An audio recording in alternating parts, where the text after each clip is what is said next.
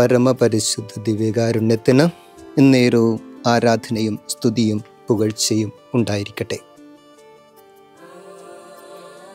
വിശുദ്ധ ലൂക്കായുടെ വിശുദ്ധ സുവിശേഷം 11-ാം അധ്യായം 14 മുതൽ 23 വരെ. അക്കാലത്ത് അവൻ ഊമയായ ഒരു പിശാചിനെ ബഹിഷ്കരിക്കുകയായിരുന്നു. പിശാച് പുറത്തു പോയപ്പോൾ ആ ഊമ സംസാരിച്ചു. ജനങ്ങൾ അത്ഭുതപ്പെട്ടു. അവരിൽ ചിലർ പറഞ്ഞു, അവൻ പിശാചുക്കളുടെ തലവനായ ബേൽസെബൂലിനെ കൊണ്ടാണ് പിശാചുക്കളെ ബഹിഷ്കരിക്കുന്നത്. വേറെ ചിലർ അവനെ പരീക്ഷിക്കാൻ സ്വർഗത്തിൽ നിന്ന് ഒരടയാളം അവനോട് ആവശ്യപ്പെട്ടു. അവരുടെ വിചാരങ്ങൾ അറിഞ്ഞുകൊണ്ട് അവൻ പറഞ്ഞു, അന്തഛിദ്രമുള്ള രാജ്യം നശിച്ചു പോകും, അന്തഛിദ്രമുള്ള ഭവനവും വീണുപോകും. സാത്താൻ തനിക്ക് തന്നെ എതിരായി ഭിന്നിച്ചാൽ അവൻ്റെ രാജ്യം എങ്ങനെ നിലനിൽക്കും? ഞാൻ ബേൽസെബൂലിനെ കൊണ്ട് പിശാചുക്കളെ പുറത്താക്കുന്നു എന്ന് നിങ്ങൾ പറയുന്നു. ബേൽസെബൂലിനെ കൊണ്ടാണ് ഞാൻ പിശാചുക്കളെ ബഹിഷ്കരിക്കുന്നതെങ്കിൽ നിങ്ങളുടെ പുത്രന്മാർ ആരെക്കൊണ്ടാണ് അവയെ ബഹിഷ്കരിക്കുന്നത്? അതുകൊണ്ട് അവർ നിങ്ങളുടെ വിധികർത്താക്കളായിരിക്കും. എന്നാൽ ദൈവകരം കൊണ്ടാണ് ഞാൻ പിശാചുക്കളെ പുറത്താക്കുന്നതെങ്കിൽ ദൈവരാജ്യം നിങ്ങളുടെ ഇടയിൽ വന്നു കഴിഞ്ഞിരിക്കുന്നു. ശക്തൻ ആയുധധാരിയായി തൻ്റെ കൊട്ടാരത്തിന് കാവൽ നിൽക്കുമ്പോൾ അവൻ്റെ വസ്തുക്കൾ സുരക്ഷിതമാണ്. എന്നാൽ കൂടുതൽ ശക്തനായ ഒരുവൻ അവനെ ആക്രമിച്ച് കീഴ്പ്പെടുത്തിയാൽ അവൻ ആശ്രയിക്കുന്ന ആയുധങ്ങൾ മറ്റവൻ അപഹരിക്കുകയും കൊള്ള മുതൽ ഭാഗിച്ചെടുക്കുകയും ചെയ്യും. എന്നോട് കൂടെയല്ലാത്തവൻ എനിക്ക് എതിരാണ്, എന്നോടുകൂടെ ശേഖരിക്കാത്തവൻ ചിതറിച്ചു കളയുന്നു. കർത്താവിൻ്റെ സുവിശേഷം. ക്രിസ്തുവേ, അങ്ങേക്ക് സ്തുതി. ദിവ്യകാരുണ്യ ഈശോയിൽ പ്രിയരെ സ്തുതിയായിരിക്കട്ടെ. ഇന്ന് ഈ രാത്രി തപസ് കാലത്തിലെ 3-ാമത്തെ ആഴ്ചയിലെ ബുധനാഴ്ച 26-ാം തീയതി ഈശോയോടൊപ്പം ഈ രാത്രിയിൽ നമ്മളായിരിക്കുമ്പോൾ ഈശോ തൻ്റെ വചനത്തിലൂടെ നമ്മളെ ഓരോരുത്തരെയും ചേർത്ത് പിടിക്കുകയാണ്, വിശുദ്ധീകരിക്കുകയാണ്. നാം വായിച്ചു കേട്ട സുവിശേഷ ഭാഗം അതിൻ്റെ തലക്കെട്ട് തന്നെ യേശുവും ബേൽസെബൂലും എന്ന് പറഞ്ഞുകൊണ്ടാണ്. നമ്മുടെ ഓരോരുത്തരുടെയും ജീവിതത്തിൽ ഈ സുവിശേഷ ഭാഗവുമായി കടന്നു വരുമ്പോൾ ഈശോനാഥൻ നമ്മളെ ഓർമ്മപ്പെടുത്തുന്നു, വളരെ രസകരമായ ഒരു പിശാചിനെ ബഹിഷ്കരിക്കുകയാണ്. ഊമനായ ഒരു പിശാച് ബാധിതനെ. മത്തായിയുടെ സുവിശേഷത്തിൽ ഈ പിശാച് അന്ധനും ഊമനുമാണ്. ഈ ഊമ പിശാചിനെ ഈശോ ബഹിഷ്കരിക്കുന്നത് വളരെ നമ്മൾ ഓരോരുത്തരും ചിന്തിക്കേണ്ട ഒരു സാധ്യതയാണ്. ഇങ്ങനെയൊരു പൈശാചിക ശക്തി എന്നിലും നിങ്ങളിലും നമ്മുടെ കുടുംബങ്ങളിലുമൊക്കെ ഇന്ന് വളരെ സ്വാധീനം ചെലുത്തുന്ന ഒന്നാണ്. മൗനം വിദ്വാനുഭൂഷണം എന്ന് പറയുമ്പോൾ ഈശോ തന്നെ കാൽവരിയിലേക്കുള്ള യാത്രയിൽ വിധിക്കുമ്പോൾ പോലും നിശബ്ദനായിരിക്കുകയും ആ നിശബ്ദതയെ ഒത്തിരിയേറെ ധ്യാനിക്കുകയും ചെയ്യുന്നവരാണ് നമ്മളൊക്കെ. പക്ഷേ ഇവിടെ ഈ തപസ് കാലത്തിൽ നമ്മളെ തന്നെ തപം ചെയ്ത് വിശുദ്ധീകരിക്കുമ്പോൾ ഈശോനാഥൻ നമ്മളിൽ നിന്ന് എടുത്തു മാറ്റുവാൻ ആഗ്രഹിക്കുന്ന ഒരു പൈശാചിക ശക്തി, ഒരു തിന്മയാണ് ഈ മൗനം അല്ലെങ്കിൽ നിശബ്ദത അല്ലെങ്കിൽ ഈ ഊമപ്പിശാച്. പറയേണ്ട കാര്യങ്ങൾ പറയേണ്ടിടത്ത് പറയേണ്ടതുപോലെ പറയാതിരിക്കുന്ന ഒരു പൈശാചികത. ഇന്ന് നമ്മുടെ കുടുംബങ്ങളിൽ ഇതൊരു വലിയ പ്രശ്നമാണ്. ഭാര്യ ഭർത്താവിനോട്, ഭർത്താവ് ഭാര്യയോട് പറയാതിരിക്കുന്ന കാര്യങ്ങൾ, ചില കാര്യങ്ങളൊക്കെ ഉള്ളിലൊതുക്കി മറ്റൊരു രീതിയിൽ പെരുമാറുകയും ആ ഒരു പൈശാചിക ശക്തിയും തിന്മയും നമ്മുടെ കുടുംബത്തിൽ സ്വാധീനം ചെലുത്തുന്നു.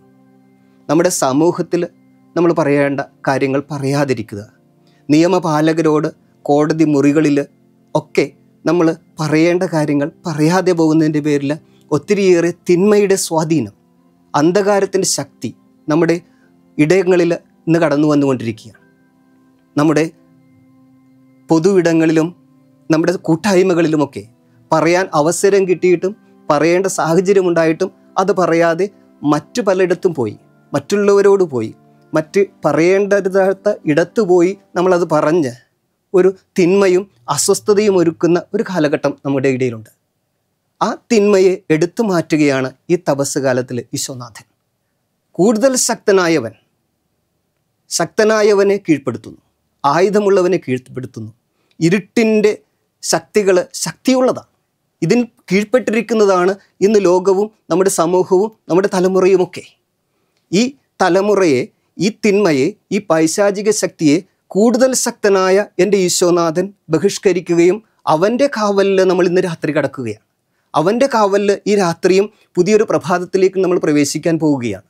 നമ്മുടെ ജീവിതത്തിലെ ഈ അന്ധകാര ശക്തികൾ, പിശാച് നമുക്കറിയാം, അവൻ കൂടുതൽ ശക്തനാണ്. അന്ധകാരത്തിൻ്റെ ശക്തികൾ വളരെ ശക്തി പ്രാപിക്കുന്ന ഒരു കാലഘട്ടത്തിലാണ് നമ്മൾ പോകുക. ഈ തപസ് കാലം പോലും ആരംഭിക്കുന്നത് ദൈവത്തെ വെല്ലുവിളിക്കുന്ന പിശാചിനെ കണ്ടുകൊണ്ടാണ്. ആ ദൈവത്തെ പോലും വെല്ലുവിളിക്കുന്ന പൈശാചിക ശക്തി നമ്മളെ കീഴ്പ്പെടുത്തിയിരിക്കുക. അതിനെ അതിജീവിച്ചുകൊണ്ടാണ് ഈശോനാഥൻ ഈ തപസ് കാലം ആരംഭിച്ചിരിക്കുന്നത് പോലും.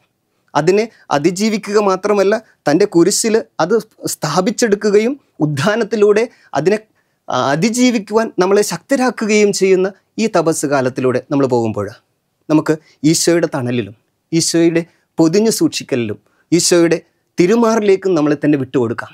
ആ കുരിശിൽ നിന്നും ഒഴുകുന്ന രക്തത്താൽ നമ്മളെ തന്നെ വിശുദ്ധീകരിച്ചെടുക്കുവാനായിട്ട് നമുക്ക് ഈശോയുടെ മാറിലേക്ക് നമ്മുടെ കുടുംബത്തെയും നമ്മുടെ ജീവിതത്തെയും നമ്മുടെ ജീവിത സാഹചര്യങ്ങളെയും ഈ ലോകം മുഴുവനെയും നമുക്ക് ചേർത്ത് വയ്ക്കാം. ഈശോയുടെ ശക്തി നമ്മളിലേക്ക് കടന്നു വരട്ടെ. ശക്തനായ എൻ്റെ ഈശോയുടെ കരത്തിൻ കീഴിലാണ്, ഈശോയുടെ തിരുഹൃദയത്തിനുള്ളിലാണ്, ഈശോയുടെ പാദത്തിൻ കീഴിലാണ് നമ്മളെന്നുള്ള തിരിച്ചറിവോടുകൂടി നമ്മൾ ആയിരിക്കുന്ന ഇടങ്ങളിൽ നമുക്ക് മുട്ടുകുത്താം.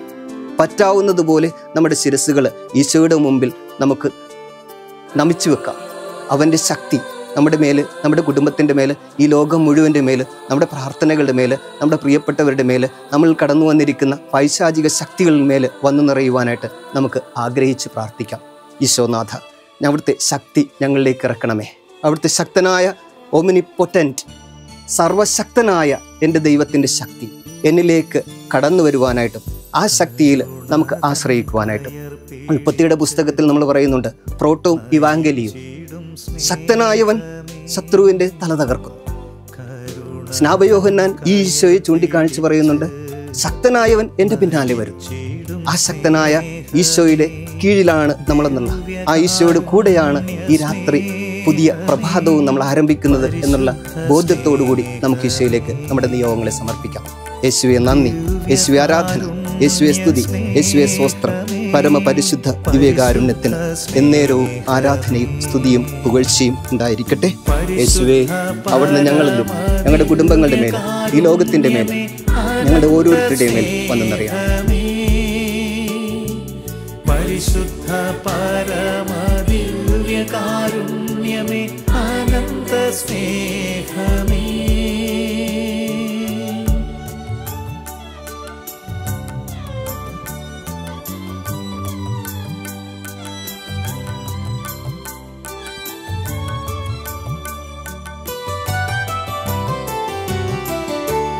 ആഴി തന്നഗാധത്തേക്കാൾ